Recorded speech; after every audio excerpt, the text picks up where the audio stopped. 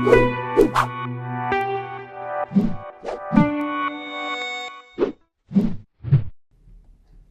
there, Andrew here.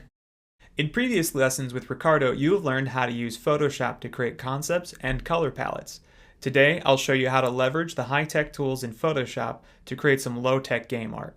This will make creating assets easier for us. Asset is a term we will use to mean any individual piece of art that will ultimately end up in our game. First, we need to create a new document for our first pixel asset. Computers like images to be in powers of 2. It makes them easier and faster to process. So we're going to base all of the assets from Module 1 on a 32 by 32 pixel grid. So set dimensions to 32 by 32, set the units to pixels, and make sure Artboards is checked off, and then click Create. Because we're using so few pixels, our image starts out very small on our screen. Simply hitting Ctrl or Command 0 on your keyboard, though, will zoom it into full size. Next, we need to change Photoshop's image interpolation method. Go to Edit, Preferences, General. Here you can see that interpolation method is set to bicubic by default. This is great for editing photos, but it will cause problems for pixel-based sprite art. Instead, set it to nearest neighbor. This means as we move and adjust our artwork, it will maintain nice hard edges and crisp colors. Next, go down to Grids and Guidelines. Just like our document size, we want to set the grid dimensions to 32 pixels. Set the number of subdivisions to 4 and pick any color you like. Personally, I like gray because it doesn't affect my perception of other colors while I'm working. Click OK. And now that our preferences are set, let's arrange our user interface.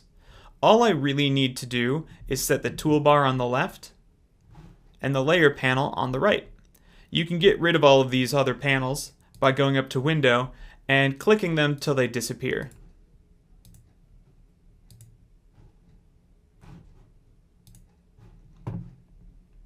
Next, we need to make some adjustments to our most commonly used tools. The brush tool is great for painting, but bad for sprite art. We want to use the pencil tool as it will lay in solid color 1 pixel at a time. Hold down the left mouse button on the tools panel where brush is and select pencil tool. The pencil tool lets us lay down individual colors on individual pixels, and it will be our most used tool in creating sprite art. The eraser tool is similar to the brush. We want to set it to pencil mode as well. Select the eraser tool and choose pencil from its drop-down menu. The paint bucket will be used to block in large contained areas of color and to change colors we aren't satisfied with. Select the paint bucket tool from the gradient toolbar and change the tolerance to 1 and turn anti-aliasing off. Leave contiguous on for now. This is something we'll want to turn on and off as we need it later. Now that we have Photoshop set up for pixel art, we can save this layout as a workspace.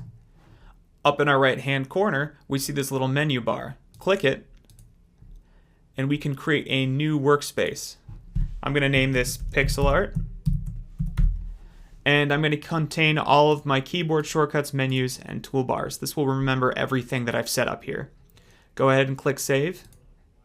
And this way, when we want to go back and forth between something like digital painting and pixel art, all we have to do is choose pixel art from this little drop-down menu. So for instance, I set this one up for digital sketching, which is a slightly different layout, and if I click pixel art, it'll switch me back to the user interface that I need. Lastly, we want to work while being able to see our concept art and a preview of our pixel art in progress. Open the treasure chest concept art that Ricardo gave us from last lesson. I stored it here on my desktop.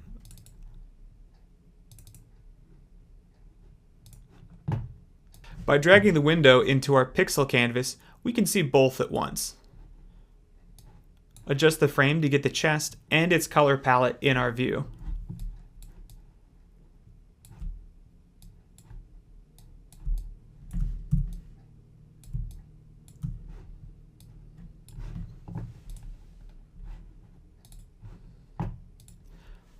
While we need to be pretty close to our pixel art to see that we're laying down colors in very specific areas, it's sometimes hard to see what the final result will look like in our game when we're this close up. We can create a little preview window for ourselves. Go up to Window, Arrange, and choose New Window for Untitled, as this is the name of our document right now. And just like with the concept art, we can drag this window down into our canvas and see a little preview of what our final game resolution art will look like. Now we're ready to start creating some assets. In our next video, you will learn how to create your first asset, a sprite of a pirate's treasure chest. See you then.